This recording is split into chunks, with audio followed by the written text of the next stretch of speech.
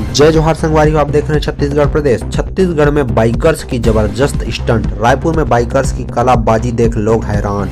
30 feet ऊपर हवा में नजर आई बाइक।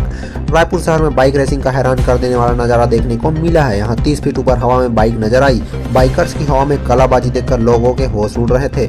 हैरान होकर लोग तालियां बजाते रहे। यह मौका super cross bike racing championship का था। राजधानी के आउटडोर स्टेडियम में इस रेसिंग के लिए खास ट्रैक तैयार किया गया है। 1 दर्जन से अधिक छत्तीसगढ़ के राइडर्स ने भी इस कंपटीशन में हिस्सा लिया है। देश के अलग अलग राज्यों से भी यहां पर बाइकर्स पहुंचे हुए हैं। 6 मार्च को रेसिंग का फाइनल मुकाबला होगा। इस प्रतियोगिता के लिए लंबे समय से तैयारियां चल रही थी, जिसके बाद आखिरकार ये आयोजन शनिवार को शुरू हो गया है। Super cross bike racing championship. Chhattisgarh motor sport association की मेजबानी में यह चैंपियनशिप 5 और 6 मार्च को बूढ़ा तालाब आउटडोर स्टेडियम में आयोजित की जा रही है। इसी प्रतियोगिता के मद्देनजर ही कुछ दिन पहले सीएम भूपेश बघेल का बाइकर अवतार भी सामने आया था। उस अवतार में मुख्यमंत्री भूपेश बघेल ने सीएम हाउस परिसर में स्पोर्ट्स बाइक चलाते हुए दिखे थे। घर के अंदर घुसकर लड़ने लगे 2 भालू। कांकेर में दशहत में आए लोग घरों में दुब के। आधे घंटे बाद दीवार फांदकर दूसरे घर में घुसा भालू। छत्तीसगढ़ के कांकेर जिले में लोग उस समय दशहत में आ गए जब 2 भालू घर के आंगन में ही घुस गए। दोनों अचानक अंदर आए और लड़ने लगे। यह देखकर परिवार के लोग डर गए और अपने आप को दरवाजे के अंदर कैद कर लिया। बताया गया कि दोनों भालू काफी देर तक घर के आंगन में ही लड़ते रहे। लोगों के काफी चिल्लाने के बाद उनमें से एक बाहर निकलने के लिए दीवार पर चढ़ गया, फिर अचानक दीवार से उतरकर वापस उस घर के पीछे वाले घर में चला गया। अब इस पूरे घटनाक्रम का वीडियो भी सामने आया है। कांकेर शहर में कुछ इलाकों में भालू का आना तो आम बात हो गया है, मगर इस तरह से घर में घुसकर भालुओं के आपस में झगड़े के मामले कम ही देखने को मिलते हैं। लेकिन शनिवार सुबह ऐसा ही हुआ।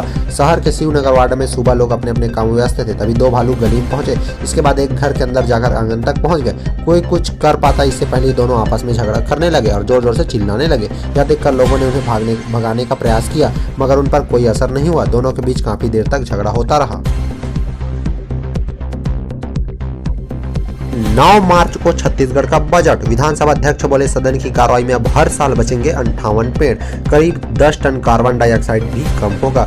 छत्तीसगढ़ विधानसभा का बजट सत्र 7 मार्च से शुरू हो रहा है। शुरुआत राज्यपाल अनुसुईया उइके के अभिभाषण से होगी। मुख्यमंत्री भूपेश बघेल 9 मार्च को साल 2022-23 का वार्षिक बजट पेश करेंगे। विधानसभा अध्यक्ष डॉक्टर चरणदास महंत ने शनिवार को इसकी जानकारी दी है। उन्होंने बताया, सदन की कार्रवाई में हर साल 58 पेड़ बचेंगे। वहीं पर्यावरण में करीब 10 टन कार्बन डाइऑक्साइड का उत्सर्जन भी कम होगा। डॉक्टर चरणदास महंत विधानसभा में इस सत्र में शुरू हुई सवाल जवाब के ऑनलाइन प्रणाली के बारे में बात कर रहे हैं। उन्होंने बताया, लेस पेपर प्रणाली के प्रभाव पर उन्होंने आईआईटी खड़गपुर के पर्यावरण विज्ञान और इंजीनियरिंग विभाग से एक अध्ययन कराया है। इसकी प्रारंभिक रिपोर्ट आ गई है। इसके मुताबिक पिछले 8 सालों में विधायकों ने 36,650 सवाल लगाए हैं, यानी औसतन हर साल 4,550 सवाल पूछे गए। प्रश्न पूछने के बाद उसका उत्तर आने के प्रत्येक चरण में करीब 100 पेज का उपयोग संभावित है। ऐसे में सालाना 4,55,000 पेज खर्च होते हैं। अगर यह खर्च रुकता है तो करीब 2.2 टन कागज की बचत होगी। इसकी वजह से हर साल 9.68 टन लकड़ी या 58 पेड़ कटने से बच जाएंगे। कागज बनाने की प्रक्रिया में लगने वाला 1 लाख लीटर पानी की बचत भी होगी। वही इतनी बिजली बच जाएगी जितने 73 घरेलू रेफ्रिजरेटर को 1 साल तक चलाने के लिए काफी है। 7 को आ जाएगा अनुपूरक बजट। विधानसभा को 10 स्थगन प्रस्ताव मिल चुके हैं। विधानसभा चुनाव की वजह से छोटा रखा सत्र। दुर्ग यूनिवर्सिटी के सभी कॉलेजों में ऑफलाइन एग्जाम। कुलपति ने कहा, प्रदर्शन छोड़ परीक्षा की तैयारी करे छात्र। सभी को सेंटर आकर ही देने होंगे पेपर। हेमचंद यादव विश्वविद्यालय दुर्ग उससे संबद्ध 118 महाविद्यालयों में वार्षिक परीक्षाएं ऑनलाइन होगी या ऑफलाइन, इस कयास पर विराम लग गया है। कुलपति डॉक्टर अरुणा पलटा ने स्पष्ट कर दिया है कि आने वाले सभी एग्जाम ऑफलाइन मोड पर ही होंगे। यूनिवर्सिटी में इस बार सभी कॉलेज और कोर्सेज मिलाकर 1,10,000 से ज्यादा स्टूडेंट परीक्षा देंगे। ये खबर दुर्ग यूनिवर्सिटी के ऐसे सभी छात्रों के लिए है जो ऑनलाइन एग्जाम का इंतजार कर रहे थे।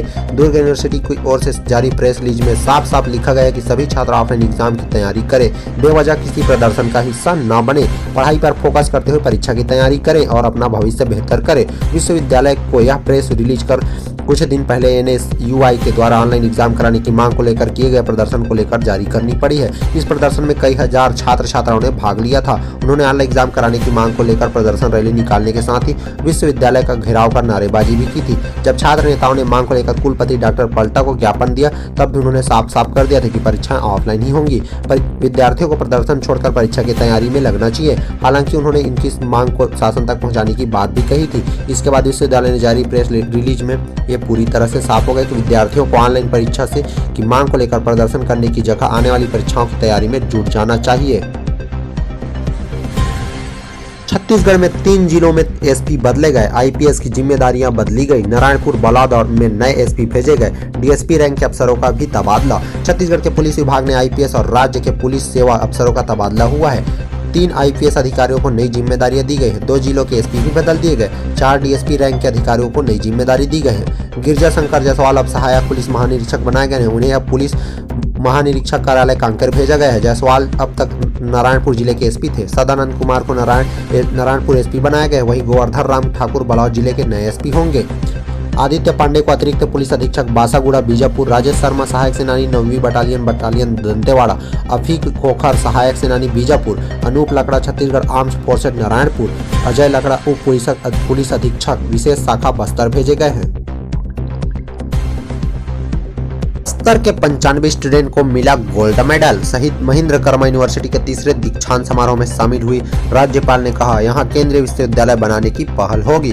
छत्तीसगढ़ के बस्तर में शहीद महेंद्र कर्मा विश्वविद्यालय में आयोजित दीक्षांत समारोह में बस्तर के 95 स्टूडेंट को स्वर्ण पदक से नवाजा गया है। सभी छात्र छात्राओं को छत्तीसगढ़ की राज्यपाल अनुसुईया उइके ने गोल्ड मेडल और प्रशस्ति पत्र देकर सम्मानित किया है। साथ ही साल 2019-20 और 2020-21 में पास हुए बस्तर के 28,509 स्टूडेंट को स्नातक और स्नातकोत्तर की उपाधि दी गई है। राज्यपाल ने सभी छात्र छात्राओं को बधाई भी दी है।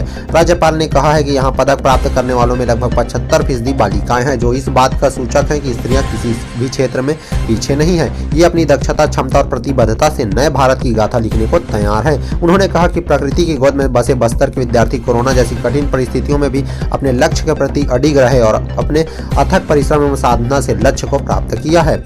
बस्तर में केंद्रीय विश्वविद्यालय की स्थापना करने को किया जाएगा प्रयास। राज्यपाल ने बताया कि जनजातीय बहुल्य इस अंचल में स्थापित इस विश्वविद्यालय ने दूर दराज के विद्यार्थियों को उच्च शिक्षा का अवसर दिया है। उन्होंने शिक्षा का प्रसार दूर दराज तक करने के लिए अधिक प्रयास किए जाने की आवश्यकता बताते हुए कहा कि लगभग 69% आदिवासी युवाओं के उच्च शिक्षा के सपने को साकार करने के लिए बस्तर में केंद्रीय विश्वविद्यालय की स्थापना है, तो सभी को मिलकर प्रयास करने की आवश्यकता है। उन्होंने बस्तर में केंद्रीय विश्वविद्यालय की स्थापना के लिए हर संभव प्रयास किए जाने की बात भी कही है।